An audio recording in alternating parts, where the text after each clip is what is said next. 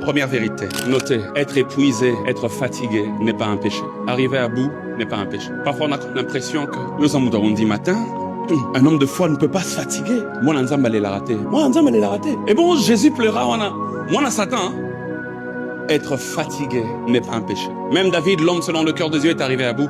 Ésaïe chapitre 40, verset 30, Papa Berthold dit, les adolescents se fatiguent. Les jeunes gens se fatiguent. La fatigue n'est pas que pour les vieux. Chacun de nous, dans le peu de choses qu'il gère sur terre, il peut arriver d'être fatigué. Deuxième vérité, Dieu ne méprise pas les petits repos. Parce que Dieu ne fait pas reposer David à Jérusalem. Il va se reposer dans quelques jours à Jérusalem. Mais avant ça, Dieu lui donne une petite pause au bord du Jourdain. Dieu ne dit pas à David, tiens bon jusqu'à Jérusalem. Mais Dieu dit à David, reste ici, repose-toi, reprends le souffle. Troisième vérité très importante. J'aimerais dire à quelqu'un, le repos précède la contre-attaque. Mais cette contre-attaque n'est pas une contre-attaque de David, c'est une contre-attaque de Dieu. Quand David se repose, le texte montre que Dieu fait deux choses. Première chose qui se passe à Jérusalem, c'est que Dieu a travaillé en confondant Achitophel. Il a détruit les conseils d'Achitophel.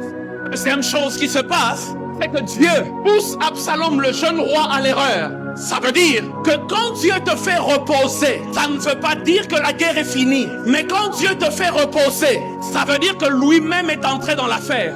Moi, si on parler à quelqu'un, quand tu es fatigué, tu ne sais plus quoi faire. La seule chose qui te reste à faire, repose-toi et laisse le combat à Dieu.